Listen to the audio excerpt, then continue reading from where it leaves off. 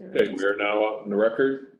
Good Uh, morning. This is the June 20th, 2024 meeting of the Syracuse Regional Board of Review.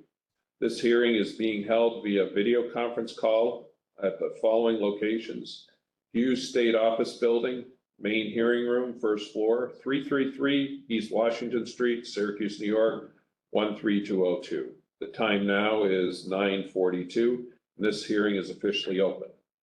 The members of the board are to my left, Gail Swistack, to my right, Jeffrey Hindeleiter, and with us via WebEx is Andrew Garlock. My name is C. Thomas Parsons. I'm the chairman. And from the Department of State in the room, we have Thomas DiTullio as staff member. We will now hear the scheduled petitions. When you speak, please address the board and give your name, title, legal address so that our court reporter can have all the information requested. We may have to stop from time to consult with our technical staff in making comments to the board. Please provide a descriptive narrative on the matters referring to your exhibits to enable a court reporter to enter these into the record. Our first hearing is in petition number 2024-0230. This hearing is in the matter of Oneida County Office Building Parking Garage. And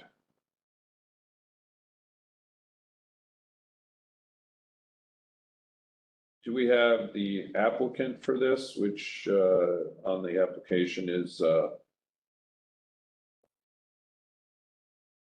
Very good at Bianchi. Benarchi Architects? Are they here?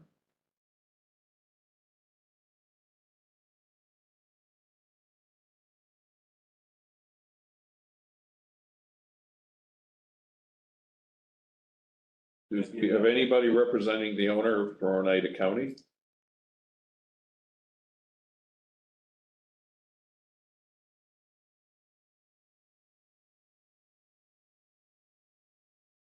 Have anybody from the Oneida County here? Well, we don't have an applicant here. We don't call them and get a hold of them. Well, it's their petition. If they're not here for their case, I'm not sure we can act on it.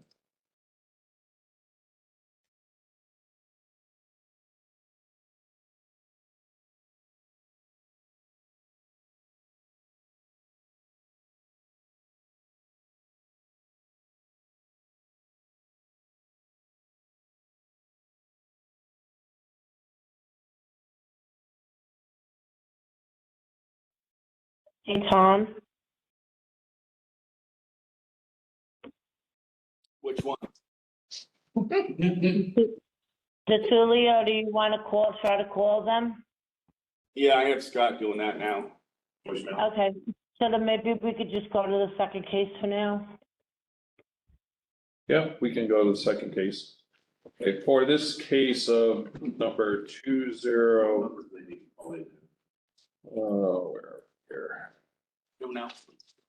It's on there. In the case number 2024-0230, we are going to Should've got an invitation. adjourn this case to a later time, either at this meeting or at the next meeting.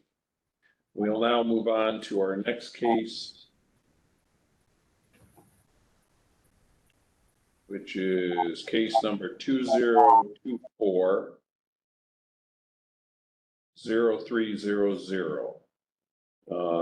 And this is in regard to the Bramley Mountain Fire Tower. And the applicant is, let's see, it's from Delaware County. And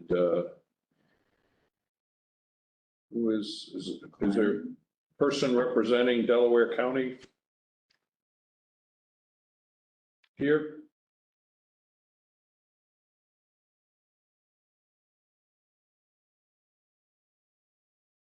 Honest to God. But Glenn Nellis, is that person here?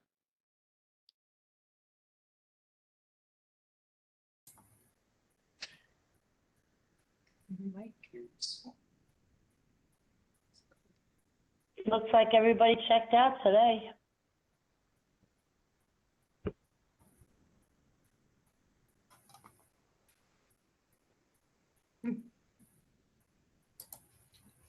Well, somebody want to make some phone calls to see if somebody's going to join our meeting? If not, we'll adjourn this case as well, or we can act on it, depends what. I think it's, They were representing from New York City DEC, probably some other person that may be the other one here, but let me. I know the code officer isn't available, he's out. yep, we have a communication with the code enforcement officer, they're not available.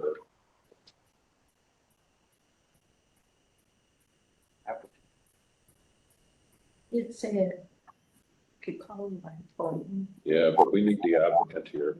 Terry Wood from Bonacci Architects is going to be logging on Okay, through the person. all right.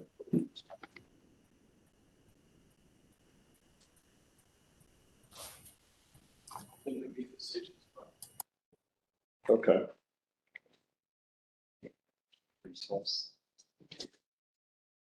Well,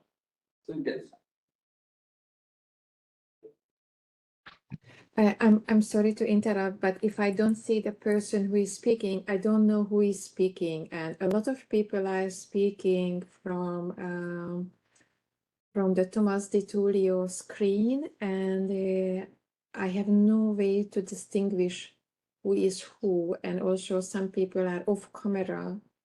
So just to let you know that I have difficulty to establish the name of the speaker, except the one who I see in front of me. Thank you.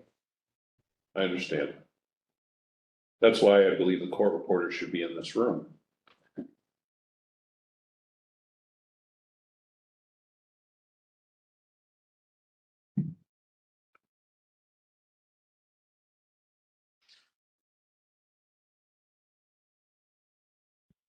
We're working on that.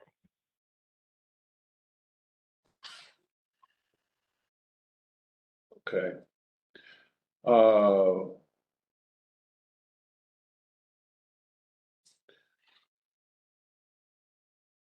We're going to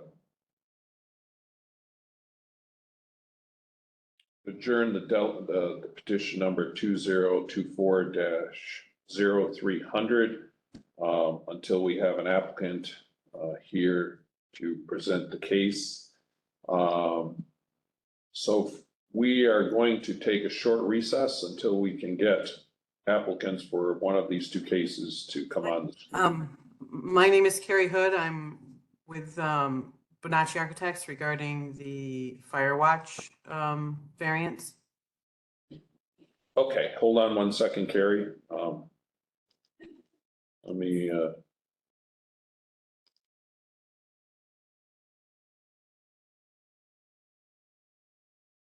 wait, we have to wait for Mr. Tuttulio to step back in the room, so Okay, then we'll reopen your case.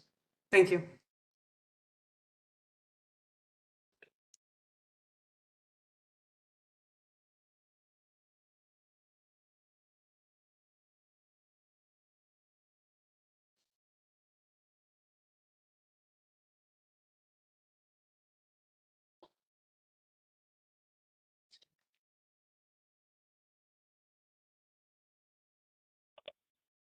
Hey, Tom.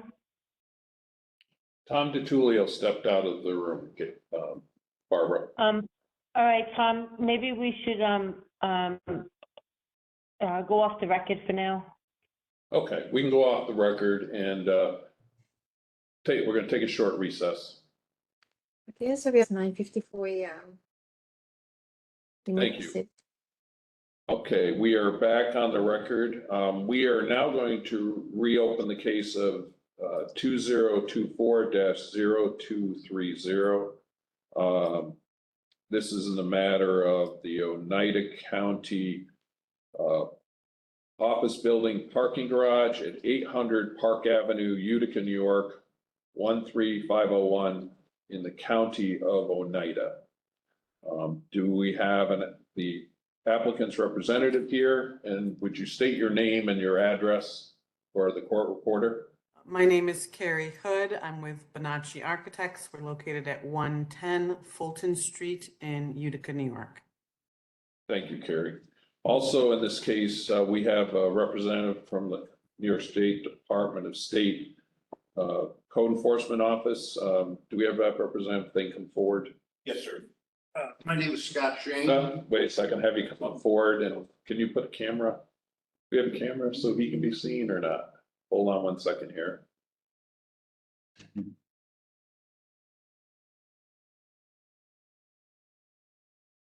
my hand. Okay, state your name. Scott Shane. I'm located at 333 East Washington Street, Syracuse, New York, 13202. I'm a representative of the New York State Department of State Inspection Unit. Okay. Ms. Hood, can you tell us about your variance request and what you're looking for?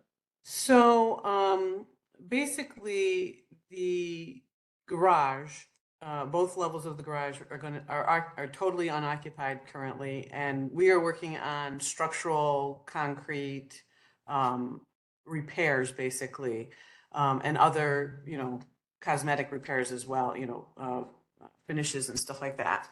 And so basically, because there is a 2-hour separation between the actual garage and the building, we feel like just doing a 24-hour fire watch doesn't make sense for this particular project. We understand that during construction, yes, we can have a fire watch, a dedicated person to do the fire watch, but that sensors would be enough during off work hours to provide the coverage for this particular location. And that's what we've submitted. All right, I have 3 questions for you. The standpipe that's in the stairwell, will that be operational during the time of the sprinkler system is offline? I don't know that question. I don't know the answer to that question. I think so, but I'm not positive. Okay, because if that's a condition of this variance, that will be one thing you'll have to work out with your contractor. Okay. Keep the standpipe operational. Second question, in relief, you're proposing to put heat detectors and carbon monoxide detectors in the space? Heat detectors, smoke detectors, and carbon monoxide detectors. Okay, all right. Heat detectors, carbon monoxide detectors, smoke detectors. Okay. And during the day, you'll be doing fire watch and those devices will be taken offline?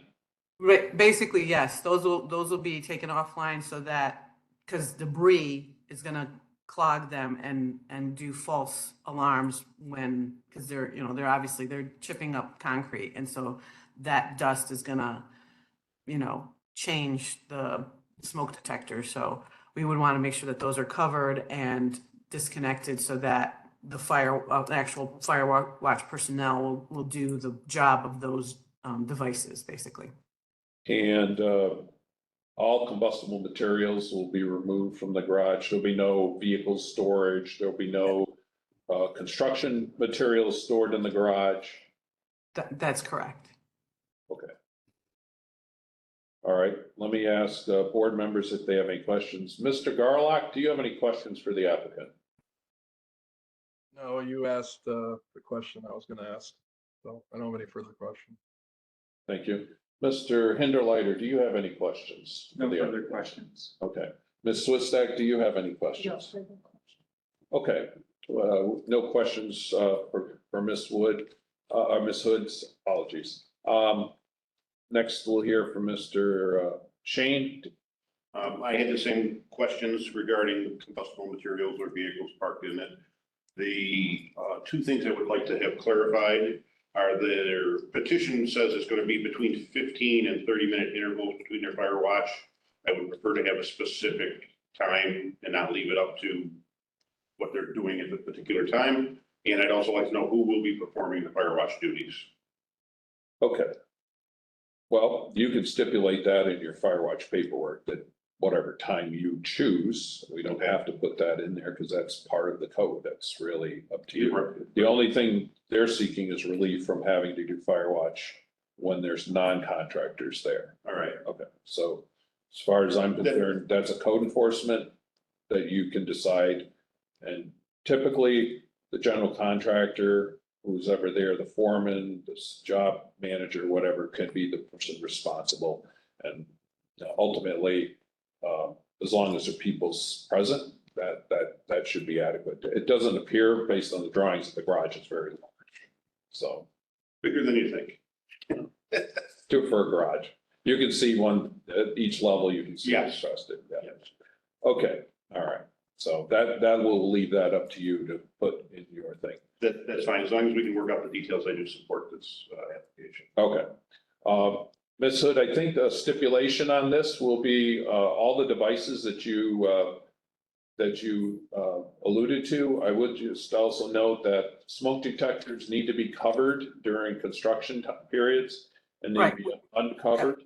Yes, that's what the documents say. That's what the plan that you have that we submitted, that's what that says. Okay.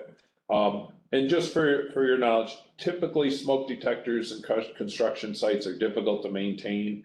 So you'll have to be very careful because we don't want to create a nuisance alarms for the fire department if we can avoid it.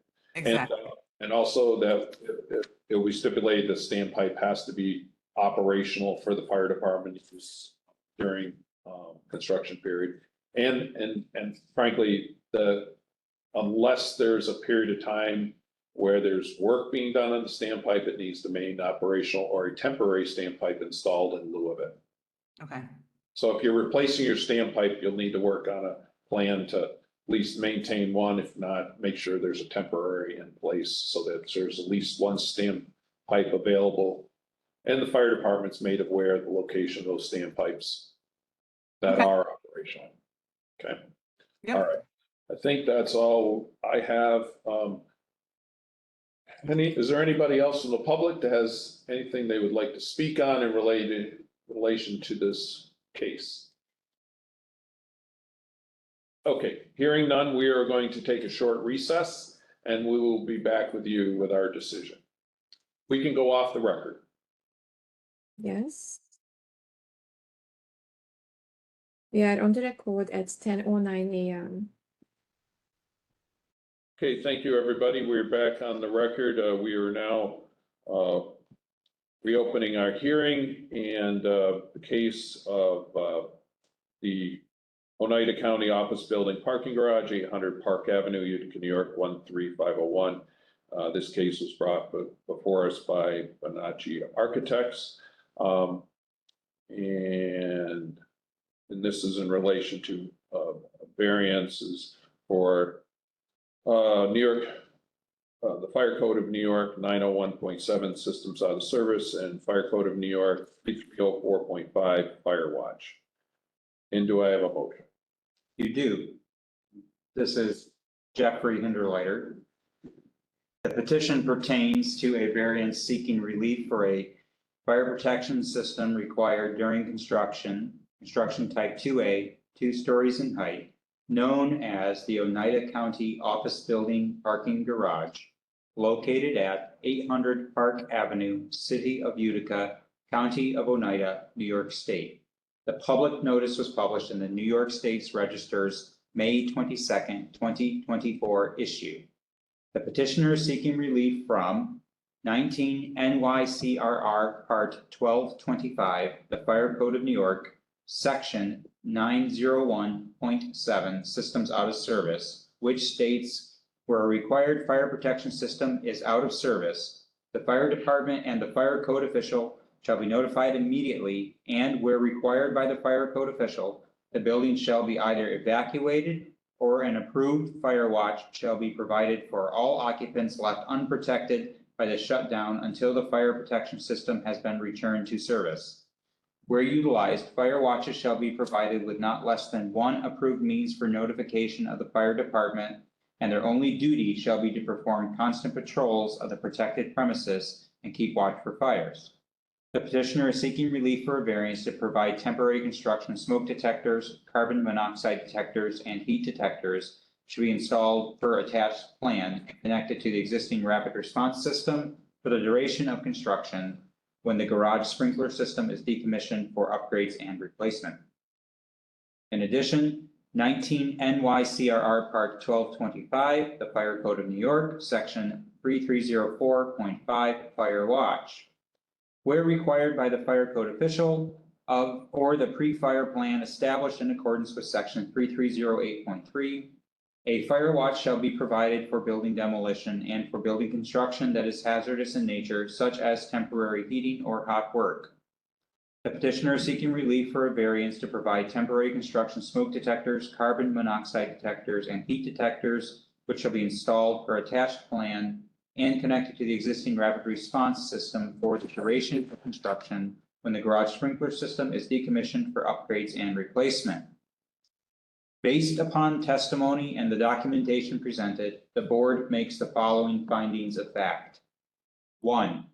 Subject petition pertains to renovations of the Oneida County Office Building, which is a 10-story office building with 2 levels of parking in the basement, which is located at 800 Park Avenue, City of Utica, County of Oneida, State of New York. 2. The building subject to the petition is of type 2A construction of a B business office occupancy that is undergoing floor by floor renovations, and the basement levels of parking B1 and B2 are undergoing renovations presently. The renovations include installation of a sprinkler system throughout. 3.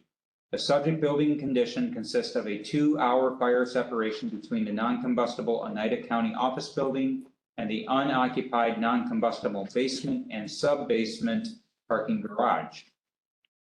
4.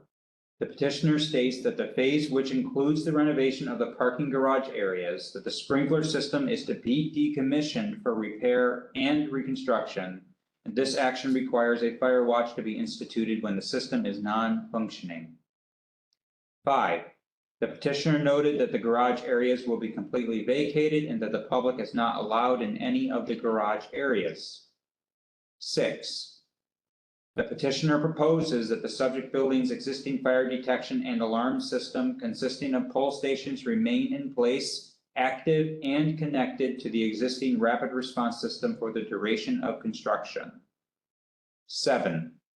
The petitioner proposes the following alternative: providing temporary construction smoke detectors, carbon monoxide detectors, and heat detectors that shall be installed per the attached plan and connected to the existing rapid response system for the duration of construction in accordance with the attached plan, temp-FA-temporary fire alarm plan. 8. The petitioner's narrative proposes the additional alternative that the temporary construction, heat, smoke, and CO detection devices in active construction work areas and or adjacent areas possibly impacted by construction dust shall be covered during normal construction work hours, generally from 7 a.m. to 4:30 p.m. to avoid nuisance alarms. The temporary cover shall be removed at the end of construction activities on a daily basis. 9. The petitioner's narrative proposes the additional alternative that during construction periods, a fire watch personnel designated by the contractor shall conduct fire watch activities as directed by the code official. 10. The petitioner's narrative proposes the additional alternative that during periods when there is no construction activity, the existing and temporary construction fire, smoke, and CO detection devices and alarms shall be connected and active in the rapid response system. 11. The local code official has been consulted in this matter and supports the granting of this variance under Part 1205. In view of the above findings, testimony, and documentation presented before it, the board finds strict compliance with the code would entail practical difficulties, unnecessary hardship, and would otherwise be unwarranted because such would be unnecessary in light of the alternatives which, without a loss in the level of safety, achieve the intended objective of the code. The granting of this variance will not substantially adversely affect the Uniform Code's provisions for health, safety, and security. Wherefore, it is determined that the application for a variance from 19 NYCRR Part 1225, Sections 901.7, and 3304.5, be and hereby proposed to be granted with the following conditions. Condition 1, that the existing standpipe and/or a temporary standpipe in the building is operational at all times, and the fire department is notified of the status and location of standpipes on a weekly basis. Condition 2, that heat detector, smoke detectors, and CO detectors be installed and remain active during the times the fire watch is not present. These smoke detectors need to be covered and protected during construction periods to prevent damage and false alarms. And condition 3, that no combustible materials or vehicles will be present in the garage during the duration of construction. I so move. I'll poll the board for a vote. Mr. Garlock? Aye. Oh, sorry, I jumped ahead. I need a second on this. I second. Okay, Ms. Swistak seconds. Now pull the board. Mr. Garlock? Aye. Ms. Swistak? Aye. Mr. Hinderleiter? Aye. The chair votes ayes, 4 ayes, no nays. Petition is granted.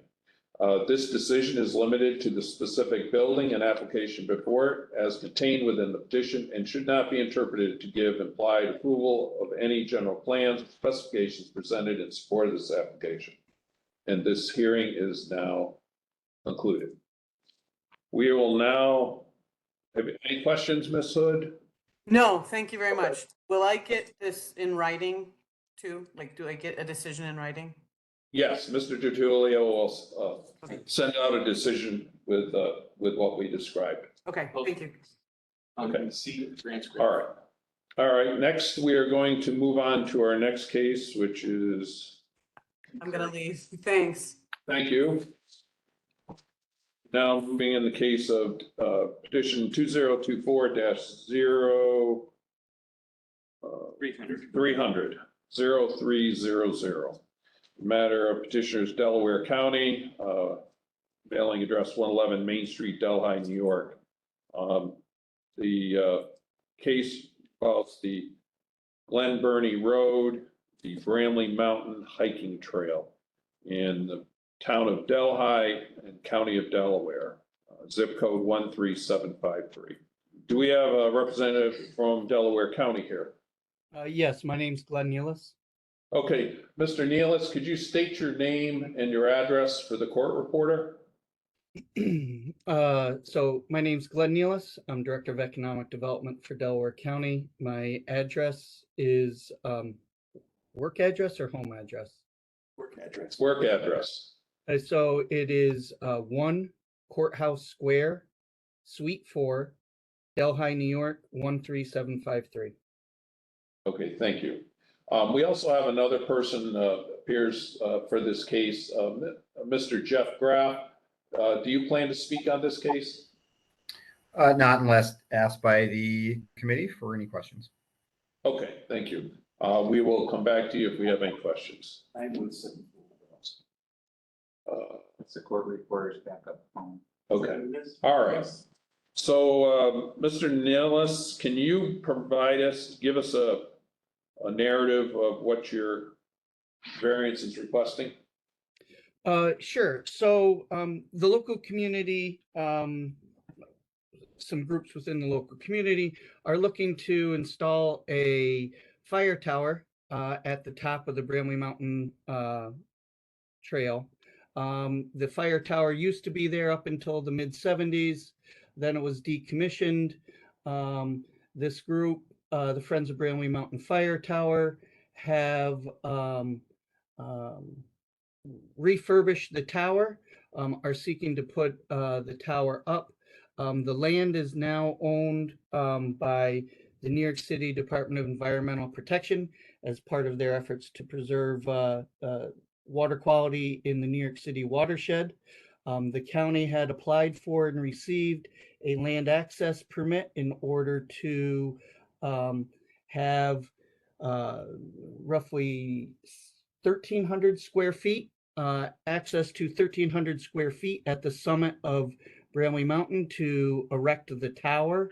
The tower is owned by a private party, but the county has entered into a 50-year lease with the owner of the tower, during which time the county is responsible for maintenance and upkeep of the tower. and ultimately would be responsible for taking it down if the tower for some reason was unsafe, or if the land access permit granted by New York City, which is renewable every 5 years, was subsequently denied. The variances we are seeking are for fire, I'm probably going to use the wrong terms, but fire vehicle access, in order for a fire truck to have access to the top of the summit of Bramley Mountain. There is an emergency access road, which is essentially an old farm or logging road, with two ruts and, grass in the middle and trees around. It doesn't meet code for, accessibility of a fire vehicle. We're also seeking a variance for not having restroom facilities at the fire tower property. There's a couple difficulties with that. The county through the land access permit only has a limited amount of space at the top of the tower. There's no way to routinely get temporary facilities up and down in a safe or cleanly manner.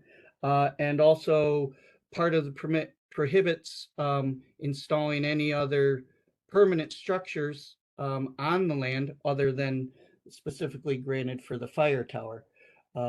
So then also, yeah, and then the last one is for handicap accessibility. The fire tower, I don't know how else to say it. It'd be impossible to make the fire tower handicap accessible. There's no way to install an elevator or anything like that.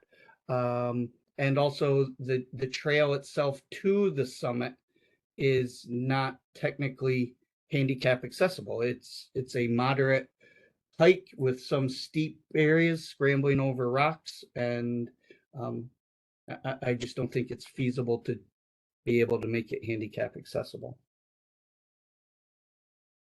Okay, thank you. I have some questions, and then I'll go to board members for their questions. First,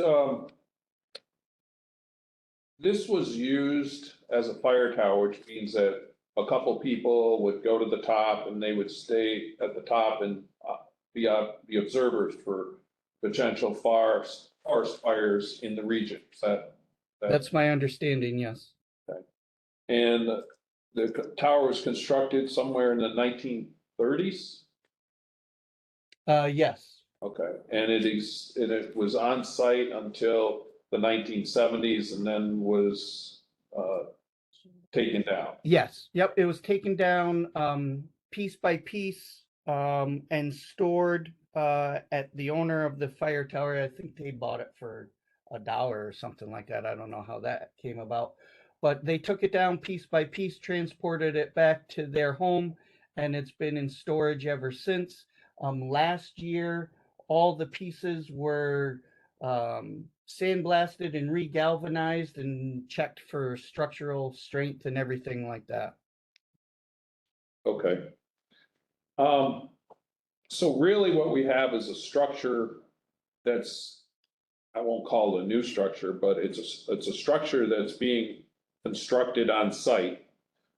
It's not an existing structure because it was taken and removed, so we're putting a new foundation underneath it, but we're essentially using the old structure that was built for a person who was doing a job. It wasn't built for public access. Is that correct? Sure, I guess technically. So the plan for the use of the fire tower is that no more than 4 people. So there is an operation plan that is associated with the tower. So when the tower is open to the public, that will be manned by a representative of the Friends of Bramley Mountain Fire Tower, which is a 501c3, a formally formed 501c3. So they will be responsible for having somebody there, and they will let no more than 4 people onto the tower at any one time. And that was a figure determined by the engineer on the project. How do you plan to secure the tower from people getting onto the tower after hours? You know, honestly, I don't know off the top of my head. Yeah, so, but how is it secured at the end of the day? I'm not sure. You know, I've seen it in the past where they have, like, for lack of better words, a cage door that swings over to block the stairway. I've just seen that on other fire towers throughout the state. I'll be honest, I don't know what the specific plan is for securing it on non-operational hours. Okay, We can check to see if we have any information on that. well, that's kind of important because I think we want to make sure that people don't circumvent the gate. You know, we would, I would not, speaking for myself, I would not want to see something of a, you know, a light gate that somebody could easily dismantle or cut, break through to get onto the tower. How often would the tower be inspected or checked on to make sure it's secure? Through it, they're proposing that it's checked every year, I believe. Okay. Here, get up their operational plan. Did we get their operational plan? Let me look. I don't know if I sent that one. I was worried about sending too many superfluous exhibits. I wasn't sure what you would want. That was not one of them. Okay, yeah, we need my concern is that this tower, which is a very tall tower, 90 feet, is not insignificant. And my concern is that this wasn't built for public access, it was built for a worker access. So things like the handrails going up, if a young child was allowed to go up there and for whatever reason slip up between the stair and the handrails, you know, they could be injured. And certainly at the top of the fire tower, you know, putting protection from people, you know, slipping below the top rails or the safety rails so that nobody falls down. It's a higher level, in my eyes, because it's public usage, that it needs a higher level of safety and protections than were originally constructed as a work tower, a place for employees to use. So that's kind of where I see this,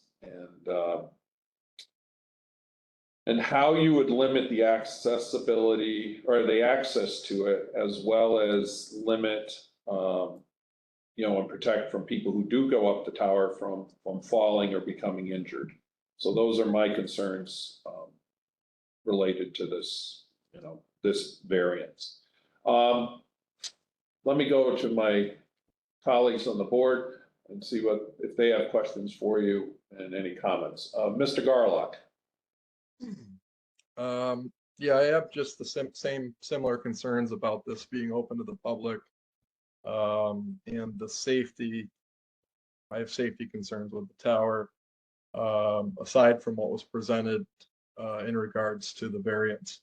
It is, in my opinion, it was dismantled and it's being reconstructed. It is a new building. You know, it's not an existing building. It is a new building. So it must comply with the New York State Building Code. Those are my concerns. I don't know if there's enough detail in the plans to determine, you know, to satisfy my concerns, but I think we can continue discussing and deliberate on that. Thank you, Mr. Garlock. Mr. Hinderleiter, do you have any? Yeah, so I have some background in load rating and structural design, rehabbing bridges and such. Was any sort of official engineering report stamped by an engineer, load rating document, showing the rehabilitation process and inspection, and then actually certifying the members to a certain load? So you have very old iron members here potentially. I don't know what materials were proposed. Is it modern steel? Is it iron? And then if it's been modified, so anywhere material would have been removed in order to regalvanize, lessens the strength. And so was any official report done to actually apply a load rating on the members where somebody is certifying the loading beyond just, oh, well, it can hold 4 people? So so we have a letter from the engineer stating that, yeah, that he put his stamp, or I guess I'm getting this from someone else, sorry, that he certifies with his engineering stamp that these materials are safe to utilize. If there's something more specific that we would need, you know, we'll provide it. To the 5. So I guess when you reuse materials in the code, this would be, I think, where that lands. When you reuse materials, they still have to meet today's standards. And so it can't be substandard. And as a professional engineer, I understand the convenience of a letter, being able to write a letter and say, because of my stamp, here you go.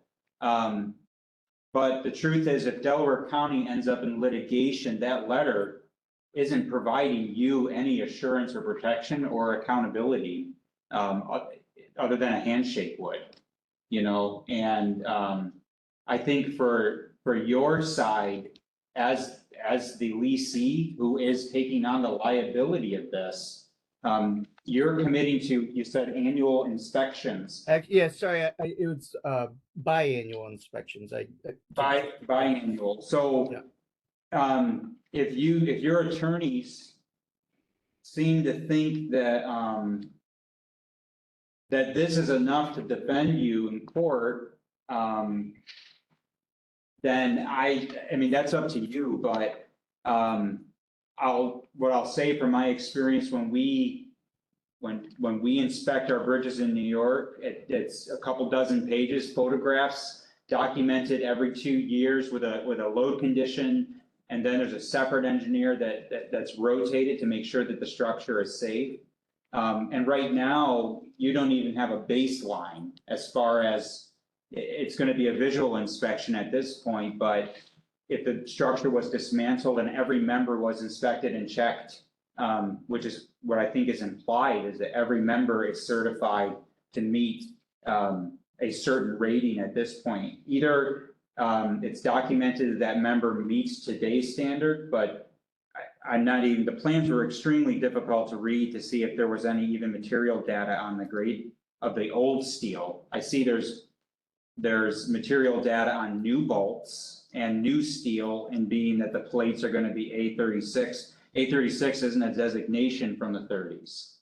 And so I think on the structural side, if this, and I'm guessing that this is an engineer who's just trying to help out a 5013C, you know, and.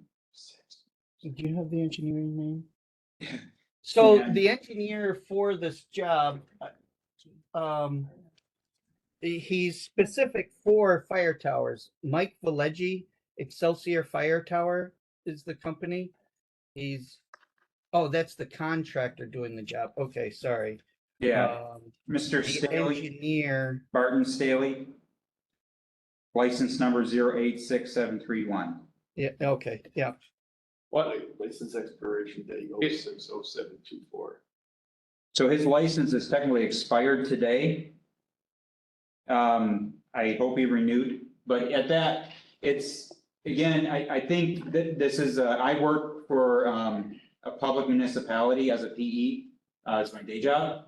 And I am a city engineer. If this was being proposed in my municipality, I would not accept this as enough assurance for me to be able to verify what's being proposed and be able to certify, especially if I end up having to undertake supervision to get the inspections. So I guess that's my first is just, a refurbishment occurred where there was sandblasting, regalvanization, and like you said, it was inspected. There should be a report then on the inspection of each member and the status of its condition. And I think that without a load rating where a material engineer who understands these materials, who can say this member can sustain this amount of load, it's really hard to get any level of assurance. And I don't think just saying 4 people can be on it is enough, is enough. This is Mr. Parsons. I just would like to point out, I'm just going over, and I appreciate Mr. Hindley highlighting it. Essentially what your engineer did in their drawings, of which they stamped, they reference new materials. They reference the standards in the code. They do not have any reference to the existing materials that the construction was constructed. What is it? He also states 2015 codes. Right, he's correct. Yeah, and he's also not, but it doesn't, the codes didn't change that much from 2015. So I'm having a lot of concerns, putting something up without having the steel tested and verified. But what he provided you was, he calculated what this tower weighed. He calculated what how many people were on it. And he really calculated everything to the foundation, assuming that the steel and the structure met current standards. There's nothing in the documentation you provided us that indicates that the steel has been tested to verify that it meets any of these standards that are included here. This is nothing against your engineer. They designed this as what a new structure meeting current standards or standards at the time you wrote this would need to meet. What the gap is here is what that structure, the steel and all the members after they've been rehabilitated, how strong are they? And what type of, do they meet all the requirements for the current code? So there is definitely a gap here that needs to be addressed. So let me go, Mr. Hindley, do you have anything more? Okay.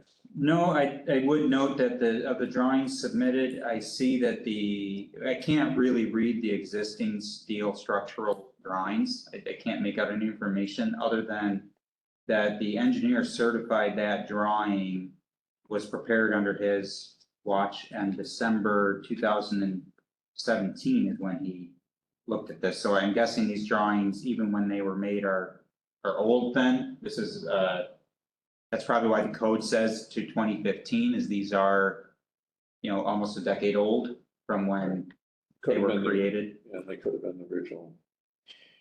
So again, this is on your engineer to read and understand these more than me. But as far as a board member voting, I need to know some more information on the quality of the steel and the structure before I'm comfortable kind of going further on that. Okay. All right, Ms. Swistick, do you have any questions? I was wondering, is there any contingency for an emergency if something did happen when people are on this tower? So in terms of that, like a lot of the rural fire departments in our area, Delhi Fire Department is equipped to handle remote rescues, extractions, they have side-by-sides and four-wheelers with the tow behind gurneys, and that the existing access road is, more than sufficient for their ability to be able to do that. There wouldn't be anything on site that they could get the person out quickly. They would have to wait for someone to come in. Yes, they would have to call 911. Yeah. Thank you. Mr. Chairman, this is Tom DiTullio. I'd like to clarify that the erection date is 1950, not 1930. Okay, So it may be a little bit more different. It might be better steel versus pre-World War II. right. Well, again, we don't have any information on what the steel is, so, Right, correct. all right. So without the operational plan and fully understanding how this building is to be secured, I'm not, and with all the other engineering questions, speaking for myself, I'm not prepared to vote in favor of a variance for this project. Let me just poll members. So, Does anybody? look, I understand the concerns on the materials, and I'm sorry, we'll get that, that data from the engineer, and if he hasn't done it, make sure he does it and everything like that. But the quality of the steel and materials, which I agree, they have to meet standard. We don't want something that's going to fall over and have somebody get hurt. So as far as the quality of the materials, the safety details on safety railings up and down and at the top, as well as better information regarding how the tower will quote unquote be locked when it's not open to the public. Get all that, no problem providing all of that. But is there any way to, talk about whether or not we would be able to get the variances contingent upon providing this structural information? Or do we have to get all the, because the variances, in my opinion, don't necessarily relate to the concerns that are being raised. So, is there an issue with the variances themselves, or is it just the detailed plans and engineering analysis? I know that the variances relate, if you're asking me about the variance related to fire department access, fire apparatus road access, and the accessibility and the toilets, I think there are mitigations that could be accommodated. I think the one piece that, like, I would say that there's nothing that prevents, maybe maybe New York City DEP might have some concerns, but potentially putting up a portable bathroom facilities on site when it's going to be accessed by the public. I think an improved trail, maybe not to a fire department access road standard, but a trail that could support a small utility vehicle that could gain access to the tower. I mean, you're going to have to do something about building a better road anyways, from what I saw the pictures, just to reconstruct the tower. But having something that could maybe a four-wheel drive pickup could travel up there to service the vehicle and service the site, may be an alternative. I think there's, again, originally this was never constructed to be used by the public. It was constructed as a work tower for employees of, I would assume, the forest rangers or Department of Environmental Conservation, whoever was staffing this at the time. I think that what we're looking at is a new structure using old materials, and the purpose is now being changed to the public. So I'm still open to a variance, but there needs to be a lot more information provided. I am concerned about the stairs and having adequate protections so people don't fall under the rail either at the top or on the way up. It's hard for me looking at the drawings to tell what the rise and run of the stair treads, are they code compliant or not code compliant? Because if they're non-code compliant, you'll need a variance for your stairs. So, there's other things that we see in this application that certainly the code enforcement officer, I think, from what we read on his notes, I think he was looking at the general topic at hand, maybe not into the details as we see it. Well, let me just pull board. Mr. Garlock, are you open to more discussion on this if some of our concerns are addressed? Yeah, and just to, I've gone through the plans in greater detail. I, based on what I can read, the stair rise and run both require variances as well. Yeah. As well as their open risers, which does not meet the current code. So the stairs themselves will require, if they're left as shown, additional variances will be required. There's a note here that the railings are to be adjusted from the original drawings to meet current building code requirements. I think we really need to see that and see the details for that. I'm really less concerned about the restroom and the variance for that. For me, it's really life safety and that we ensure that this building is safe for the public. And there's just not enough information to determine that. So I think an architectural sort of code compliance study review, and then any mitigation or details, additional details to be provided would be helpful to make a decision on this. I agree with your comment about creating some type of access. Maybe it's not fire apparatus access, but a UTV type vehicle for emergencies would be important to have. So, All right, Mr. Swissek, wait, just one moment. yeah, go ahead. Sorry, Mr. Swissek, where are you on this? Do you feel that, So we need more information.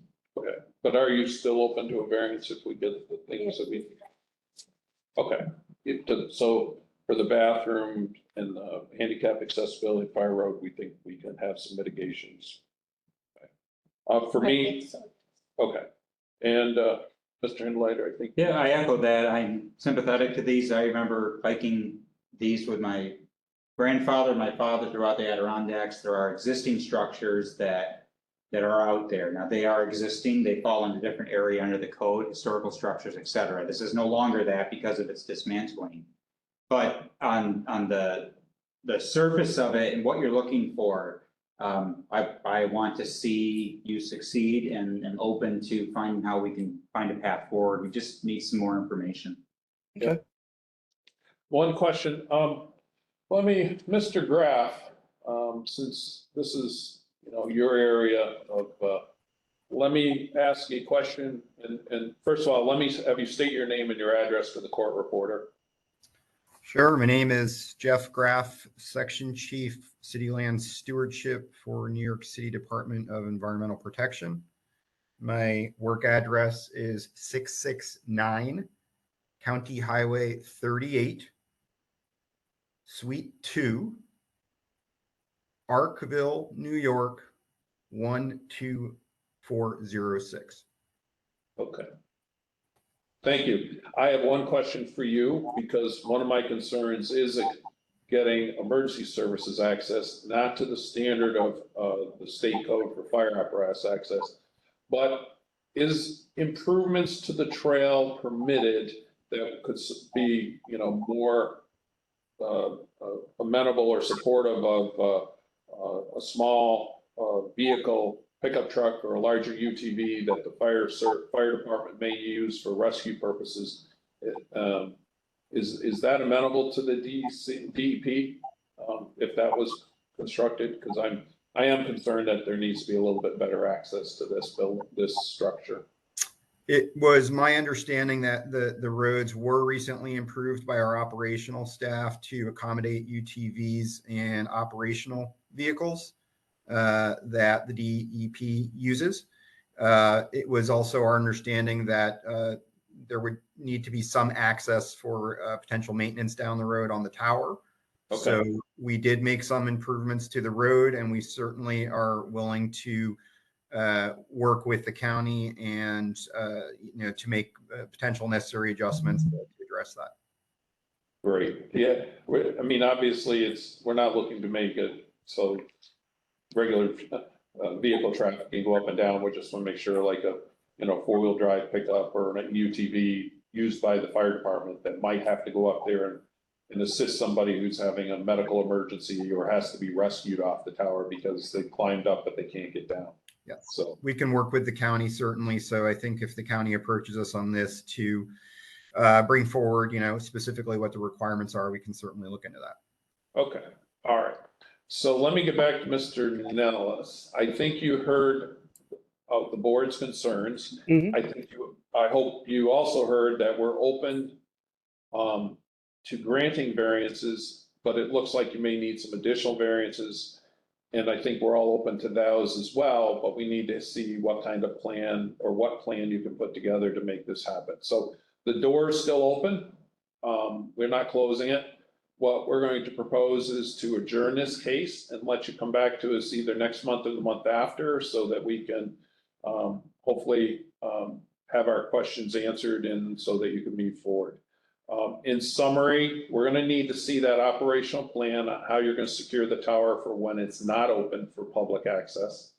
We're going to need some more engineering and architectural work to find out what to make the stairs and the top of the deck need to be made code compliant so people don't fall below the rails and get injured, obviously. And obviously, if you're adding materials to reinforce the stair access, that's going to add more weight, so you're going to need some structural analysis. And I guess we're going to need some materials analysis, investigation to determine what the strength of those members are and do they meet current standards or what is their strength. I don't know that you have to take every piece apart. I think you have to do sampling and making a determination, about the strength and the condition of the materials. So it's not an undoable task from our side. It's going to take a little time and obviously a little bit of money. But I think it's an open door. I think it's doable. Just there needs to be more work to make it, our eyes, as safe for the public to access.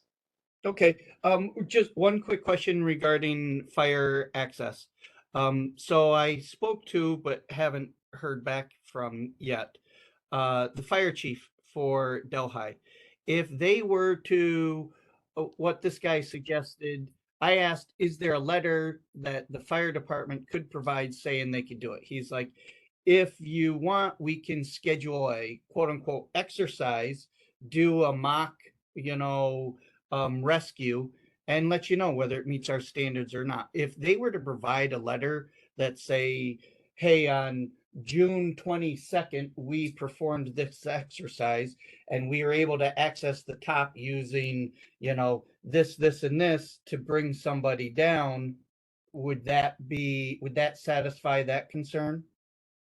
Oh, I think anything you provide to support the ability to respond to an emergency is good information for us. Okay. It shows that you have engaged the fire department, the people who are responsible for going and accessing it, saying, yes, we can get there. I wouldn't necessarily say June, but I just use that as an example. Yeah. Fall in the spring when the conditions may be a little different, things get a little wet, muddy. I want to make sure nobody, they still can make access. Again, we're open to it. You just need to share some more information with us so we feel comfortable that this is going to be safe for public use. Okay. With that, photographs of the site, photographs of the structure, we aren't there, we can't see. So it would be helpful to have some typical condition, old photos, historical photos of what was like, some of that information just for our documentation so we know what we're looking at. Being that record drawings, I'm sure are sparse, but even here we heard that the DEP made some improvements to the road. The picture we have shows it as a cow path, for lack of a better term. But if there have been improvements, we'd like to see its condition. And today, what condition, how is the tower being stored now? Like what are just more information so we know what we're looking at as we move forward in our decision. Okay. Want to make a motion to adjourn? I would like to make a motion then, if there's no other, to adjourn the case. I do have just one other question where I look at it. Some, the top, is that gonna be enclosed at all? Or, like some of the old Catskill towers actually have windows in them. Are the windows going back in, or are they gonna be left out? Those are questions for you to present to us next time on. Okay, yep, we'll get detail on that. Okay, very good. All right, so we have a motion to adjourn this case to a later date. You decide when you want to have it, and you will provide that information. Mr. DiTullio's handing his. Need a second? Yes, we'll get a second. So we have a motion. So do we have a second? I second. Second. Ms. Swistek, second. Okay, just pull the board real quick. Mr. Garlock, Aye. Mr. Hindleiter, Aye. Swistek, Aye. and the chair votes aye. So we have a unanimous motion to table this, to adjourn this case, and we'll come back and look at it when the folks in Delhi are ready. Okay, great. Thank Very you. good. Thank you. Off the record. And we're off the record.